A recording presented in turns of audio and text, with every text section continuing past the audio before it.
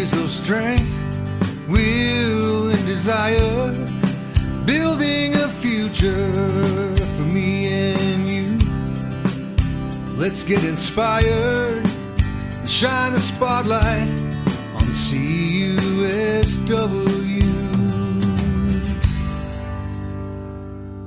Hello, and welcome to the CUSW Spotlight Podcast, brought to you by the Canadian Union of Skilled Workers, established in 1999. CUSW has been empowering its members and shaping the future of skilled trades for over 25 years. In this podcast, we shine a spotlight on the people, stories, and values that make CUSW a strong and dynamic community. It's an exciting time to be part of this union, and we're here to celebrate the journey, achievements, and dedication of skilled workers. So turn up the volume and let's get started. Here's your host for the CUSW Spotlight Podcast, Mr. Dan Plexman.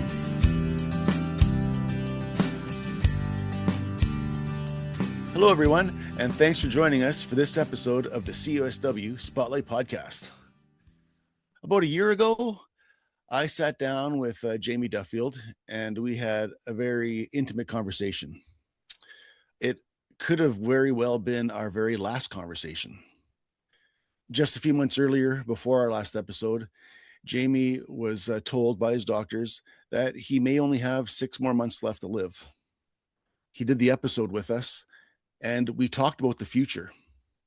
We talked about the future that might never arrive for Jamie back then. But here we are.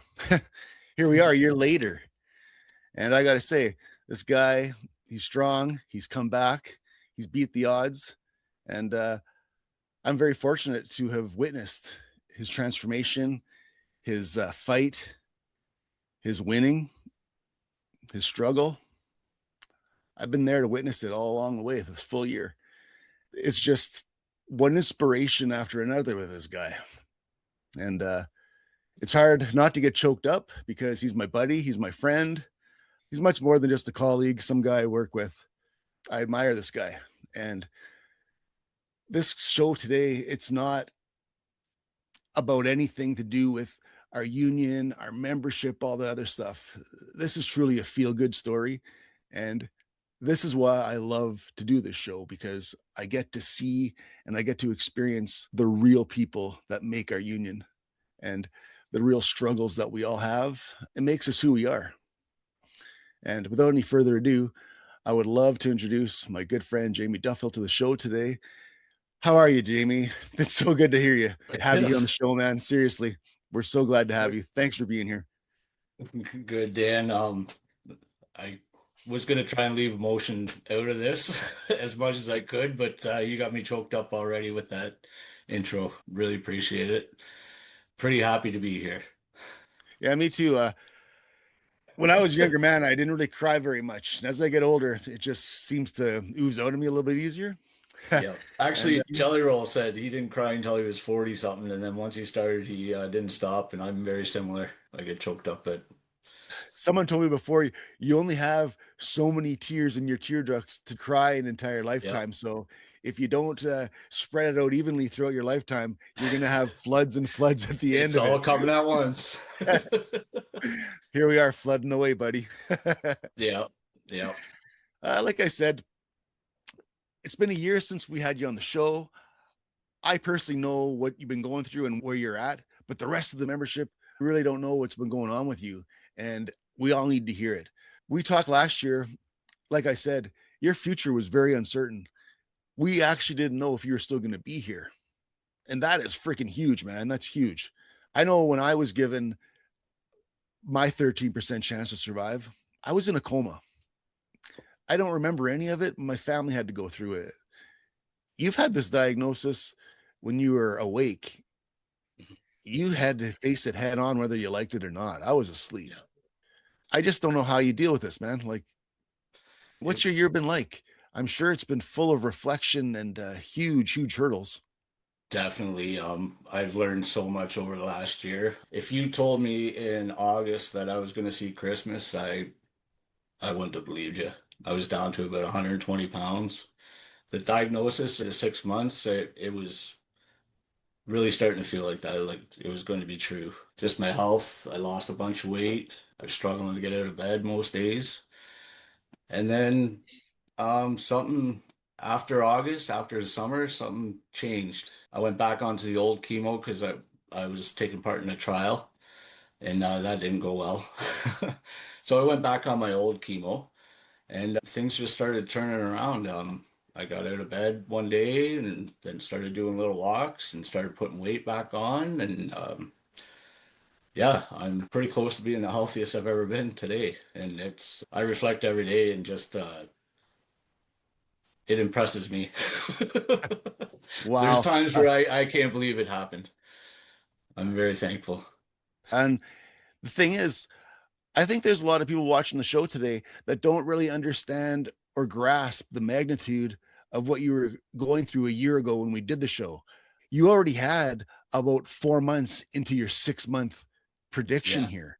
So yeah, when we did the show, you might have only had a month or two left to live, according to the doctors, according to the experts, according to modern medical science. yes, You yep. beat all those It, odds. You told everybody, forget this.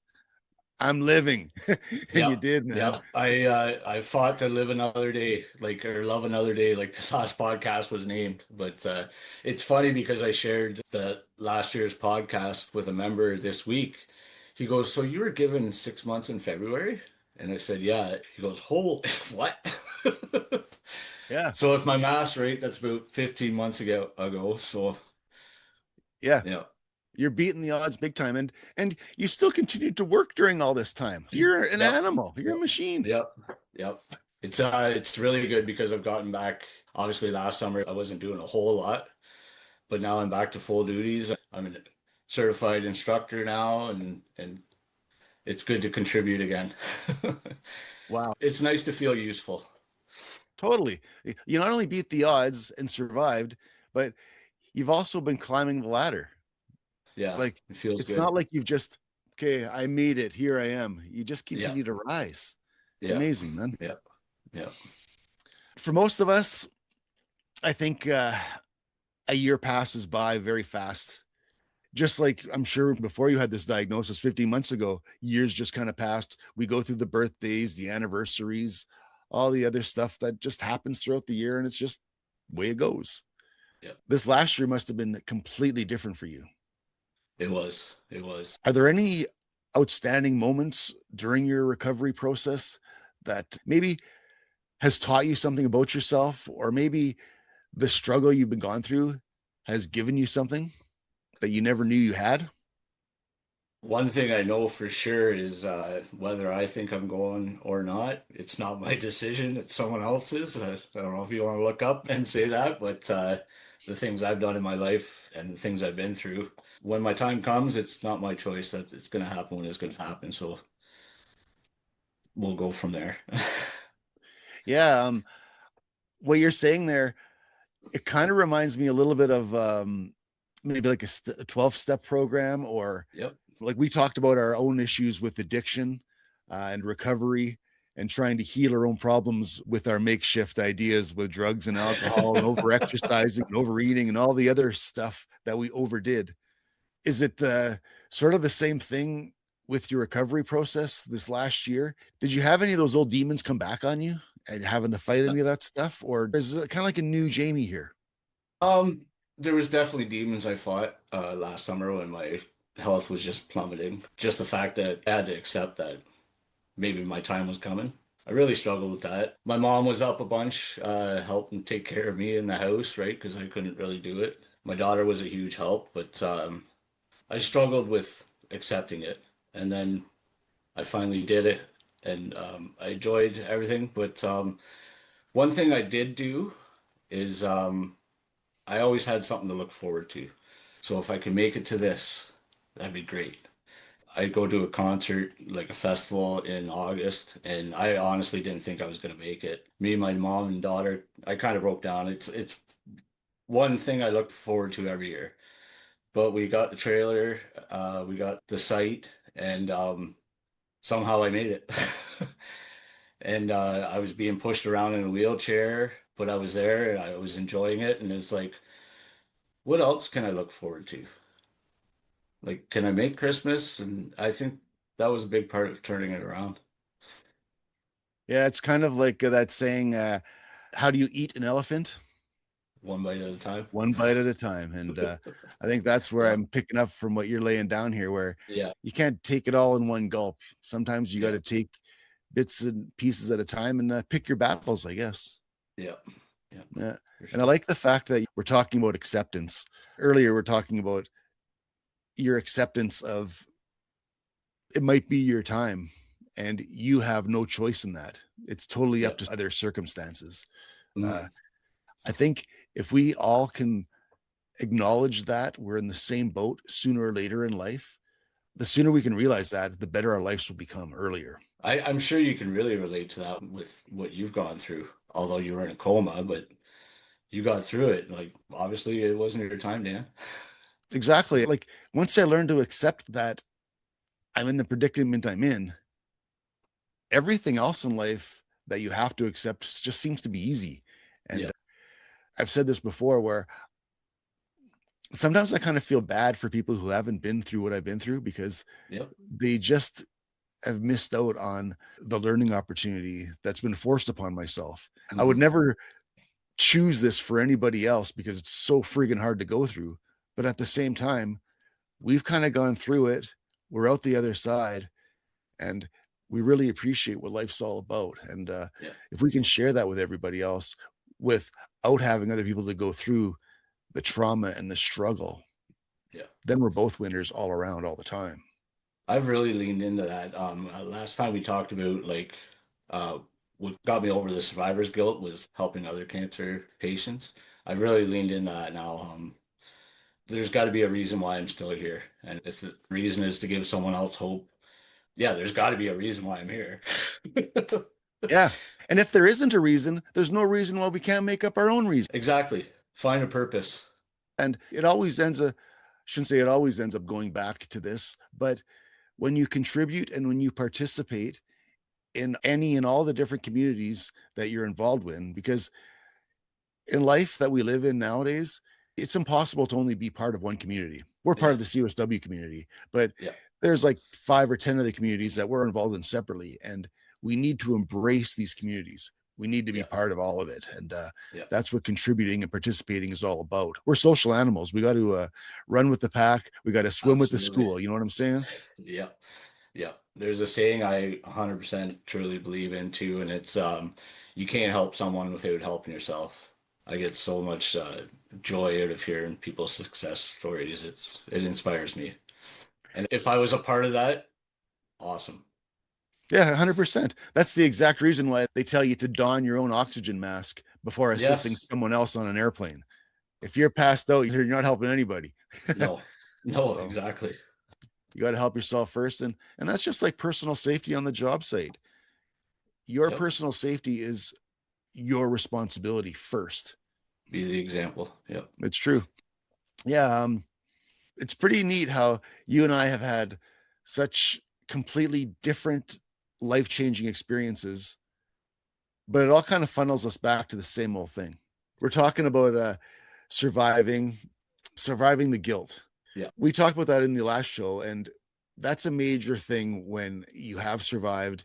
And sometimes when we're doing the wrong thing after surviving, where it's like, yeah, I've been given this new lease on life, and here I am drinking and smoking and abusing my medicine. I think I said those exact words. So If yeah. you just feel like a total low life because here I am Yeah. wasting this second chance. Yep. Yep. 100%. And we survived that survivor's guilt as well. That was a big hurdle to get over. It was. And I'm thankful I went through it, and it made me find a purpose for the reason why I'm here. Whether it's the right purpose or not, it works for me, and do feel I help people and give them hope. Yeah, I often kind of refer to my survivor's guilt. I go one more step past that and I call it like I'm surviving myself. Yeah.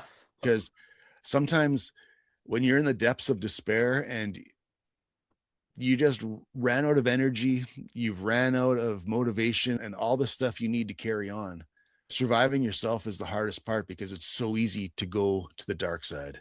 It is. It's the path of the least resistance, even though it's the hardest road. Yes. And that's where I've learned that it was impossible for me to survive myself without someone else helping me. Absolutely. We talked about this last time, but if I didn't get help when I did, I would 100%, I know I wouldn't be here. Exactly. And it's so cool that here we are a year later talking about amazing. all this stuff and you're living beyond the timeline. Yeah. It's funny. Even my doctor's kind of like, I don't know what you're doing, but just keep doing it. So this chemo that I'm on right now, it was kind of the last option a year ago or whenever, and it only lasts a certain long. You get immune to the chemos, your body gets used to it and it stops working. And we were talking about that my last doctor's visit, and she said, it looks like maybe it's stopping to work. She said, but good news, there's two more options we have now to carry on. So I looked at my mom, I said, see, Mom, stay alive long enough that they come up with something new. So here we are, we're still going. Wow. You just mentioned your mom, and you've talked about your daughter really stepping up to the plate and helping you through this She's, entire journey. I'm a lucky man to have those women in my life. For sure.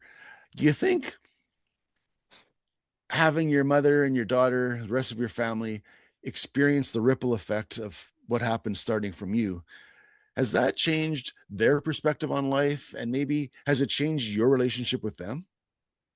I think so. It's me and my mom are we tell each other things I haven't told anybody. We share every time we're in chemo, and she's such a good-hearted person. We enjoy ourselves when I go in for chemo. It's funny with the nurses, we're laughing and stuff like that. And she's an inspiration. Just her outlook on life is amazing. Yeah. It's just kind of so funny bringing your mom to chemo and talking about having a great time and laughing and joking. Uh, Yeah, I know myself because I spent so many days and months in the hospital continuously. And then for decades later, having surgery after surgery, I've been privy to a lot of nurse jokes, doctor yep, humor, yep. caretaker humor. It's really dark. I got to say, it's really dark. Some of it's pretty candid that you don't really want to talk about, like Right, on the right. podcast. My cousin, she's more of a sister than a cousin, and if I told you some of the jokes we had back and forth, you wouldn't be showing this podcast, that's for sure. I know, I know. It's kind of funny how the human psyche works, where to get you through these really difficult and uncertain and really uncomfortable times, we come up with this dark humor that just is so funny at the time, especially. Right. Sometimes I look at some of the jokes that I heard and actually said when I was in the hospital, they were so funny back then. But then I think Yeah. about them now and it's like, it really wasn't that funny, but Right. because you're in that spot, it just aligns. Yeah, for Yeah. sure. Yeah, it gets us through the hard That's times, funny. that's for sure. It does. Okay, I've got one question, and I called this my gift question. And I look back at a lot of my struggles, difficult times. I look at this as a gift. Like I said earlier, I feel bad for some people who haven't been through what we've been through. Is there one specific part of your personality that you feel has been gifted because of this experience? Yeah, I think the fighting spirit in me, I'm amazed with it. I do something hard every day now because I've really looked back on the last year and what changed. Obviously, I changed chemos and I got help from nurses with hydration and stuff like that, but something up here changed. And I think it was just doing something hard every day. And I would say that for everybody. Do something hard every day.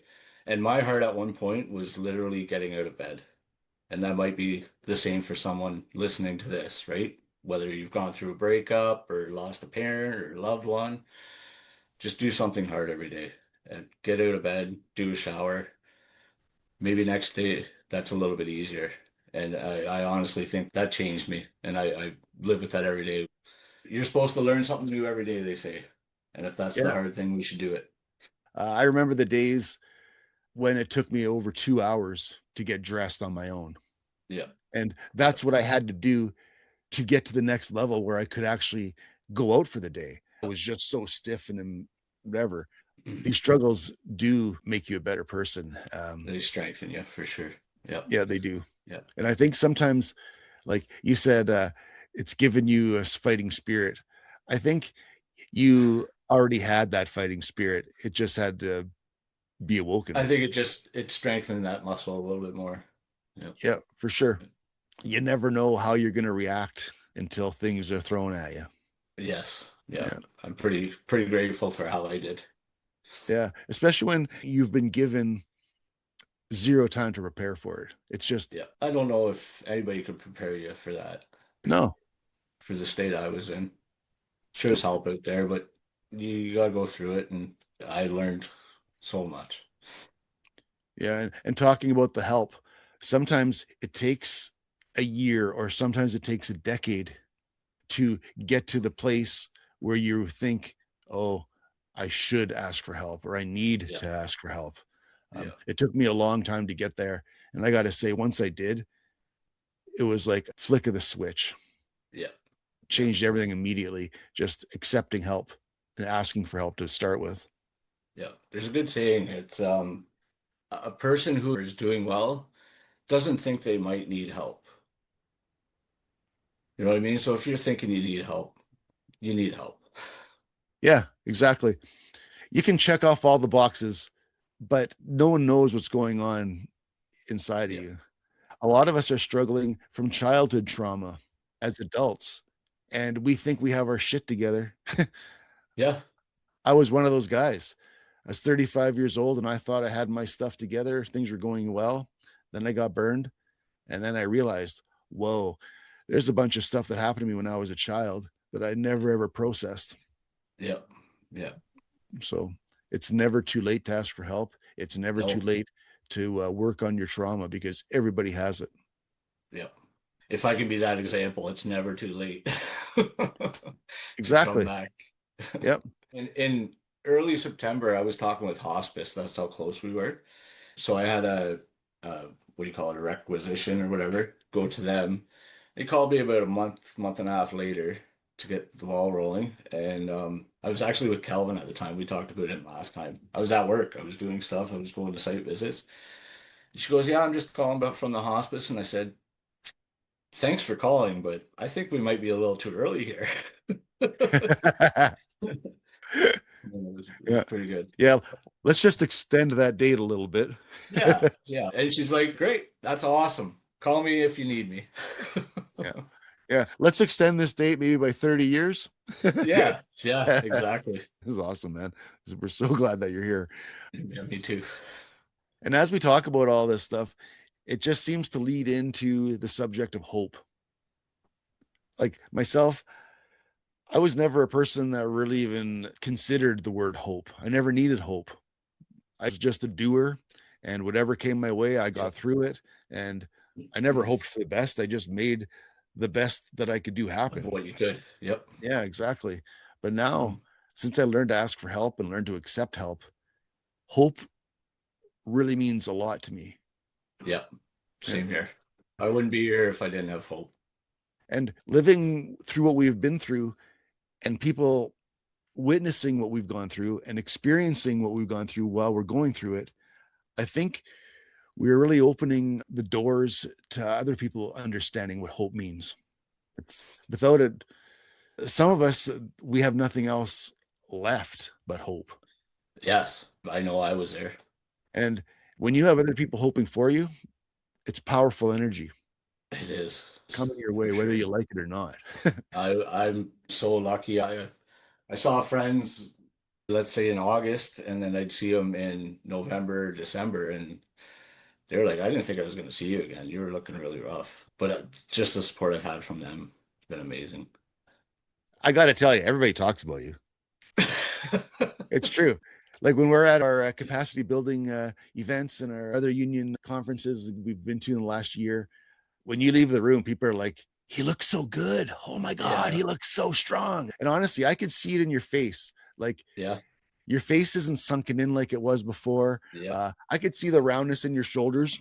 You're kind of like, well, I got back into the gym. So that was, I actually let my membership go. It was kind of shocking. I was surprised to ever lift a weight again. It's a noticeable difference. Thank you. Thank you. Honestly, man, like inspiring, it's not even a word that describes who you are. And I can't even think of a word that describes who you Yeah. are and what you've Appreciate it. done, what you've accomplished. Yeah. It feels good.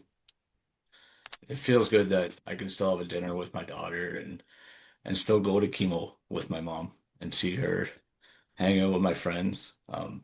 I've been back on my bike. I remember in maybe October, it was a warm day, and you kind of have to do a little turn in my driveway to get it out. And I thought, if I can get this thing turned around without it dropping, I'm gonna go for a ride. And I've been on a bunch of rides since. Me and my buddy, one of my very best friends, about a week ago, I was staying down with him, and he has two bikes, and we went out for a ride, and we hadn't done that in 7, 8 years, and it was something I never thought I would do again. And we got to where we were going, we got off the bike, and luckily we both had sunglasses on because I think we were both crying. Like his wife was there, and it was pretty emotional. Yeah. Nice. I know in your past, you're an avid professional golfer. Have you been on the course lately? I did a bunch of simulators in the early spring. It feels good swinging a golf club again. Yeah. Nice. Yeah. This might be a weird question, but has your cancer diagnosis and the struggles physically you've been through with it affect your golf game or affect how you swing No. or physically kind of thing? I'm just curious if it affects stuff like that. No, I don't think so. I like to say I'm as good as I once was, but Yeah. I don't play enough for that. But I guess I can blame it on the diagnosis. Yeah. But you're stiffening up and getting Yeah, tighter like all of us are as we age. you're right. That's right. And it doesn't matter what diagnosis you get in life or how healthy you are, whatever genes you have, Yeah, none of us can beat the clock. that's right. Yeah. Yeah. So as much as we can slow it down, I'm going to go for it. Yeah, absolutely. Full Yeah. throttle. We've had an awesome conversation today, Jamie, and Yeah, buddy, for sure. I can feel the heat on my face from the emotional feelings that are coming up from my body and my heart because of this episode and because of the relationship you and I have and Yep. we've developed over the last few years getting to know each other and our mutual connections with some of our CUSW counterparts. It's just really cool to be part of this big circle. It is. It is. There's some special people in CUSW. Um, Yeah. Hearts of gold. Yeah, man, really. And for you to be in this circle, it's a real benefit for all of us. Thank you. Um, I think it's time to maybe dim the lights on the show today. And I'm wondering, has there anything come up with you this last year that is like your take home message that you need to share with people and just whatever? Yep, I think we touched on it a little bit earlier, but just do that hard thing every day. And it ain't over till it's over. I know there's that saying, but it's so true. I was carried out in an ambulance the one day. It was a really dark day. I thought I was gone that day. For somehow I made it through. My heart went into AFib. Um, but when I got through that, it just changed everything that there's still hope. If I do something hard today, it's going to be easier tomorrow. And I Right. just continued that for the last 8 months. Yeah. And like you said earlier, and doing something hard can be as simple as making your bed in the morning. Yeah. 100%. That's so true. Yeah. If I can grasp what you're saying, it's like, it doesn't matter how small the win is. If you do that hard thing and you win, even if it's making your bed, putting on your socks, you're winning. And those little wins add up and add up. There's a great book out there. He's a Navy SEAL. I forget his name, but it's called Make Your Bed. Yeah, And exactly. even if you have a bad day, you still come home to a bed that's made. Exactly. It's true. And you're starting off the day with a win and everything just kind of follows after that. Yep. Yep. Yep. Man, oh man. It was a year ago. We were on this episode talking about your uncertain future. And here we are talking about the next 12 months. And the funny thing is, the next 12 months are just as uncertain as the next. Yep. And it's not just uncertain for you. It's uncertain for me. It's uncertain for everybody. Just because you're given 6 months to live, or you're given a 13% chance to survive like myself, everybody's future is uncertain. It doesn't matter if you are at the epitome of health, if you're at the bottom rung, everybody's future is uncertain. And we need to embrace that, because it makes us realize the future, the past, they're not as important as the present. That's right. It's so important to be in the present. So important. Yeah. If we're not in the present, we're really ripping ourselves off, because we're missing out. Yeah. I mean, the past and the future, things you're just putting in your head. What matters more than what you're doing right now? It's the only part of your life that you actually have control of. That's right. That's true. And you know what? That'll control your future. That's life gold for us to dig up and to mine, to give away. Yeah. Okay, man. I think this has probably been another best episode. You know what I hope from this one? I had so many comments from people that I'd see after they watched the podcast, and they'd just say, "Oh, I just bawled through the whole thing." I hope they're happy tears this time. Exactly. And I think they are. They should. I believe in miracles. Yeah, me too. Me too. And it's funny too, because I have a feeling you don't necessarily have to believe in God to believe in miracles either. We can make our own miracles happen just by positive thoughts and by sharing and contributing. Yeah. And giving. You cannot tell me that there's no such thing as miracles. And I know you can't tell my mom that, because she says it every day. Yeah. Like her, she's been privy to witness an amazing transformation and the biggest win in life. Yeah. For sure. There's no way we're going to talk her out of it and say that there's not miracles don't exist. No. Impossible. No. Impossible. Well, Jamie, I'm so glad we talked. I'm so glad you came back a year later. And obviously, we have to book you in for 1 year from now. I'd love to do it. Yeah. I'll be here. Really appreciate having me on. How I got through without a tear falling, I don't know, but that's another miracle.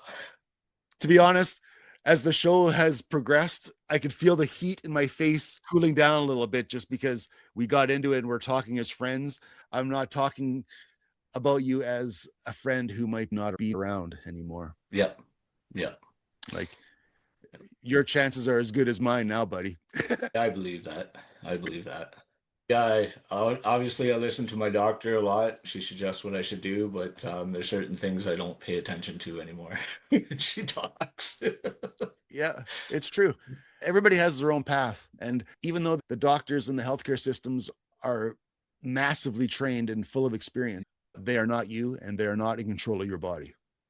And it goes back to, it's not my decision. It's not her decision. When I go, it's someone else's. Yeah. So might as well put the pedal down. Do what we can with what we got for the moment. Yeah. All right. It's time to dim the lights in the show and put a cap on this one. Jamie, as usual, I'm so glad that you're my friend, my colleague. So glad that you're here a year later. And like I said, we're going to book a show for 1 year from now. And I think in closing, I think it's time to put our sunglasses on, because the future is so bright. We both got to wear shades. Sounds good.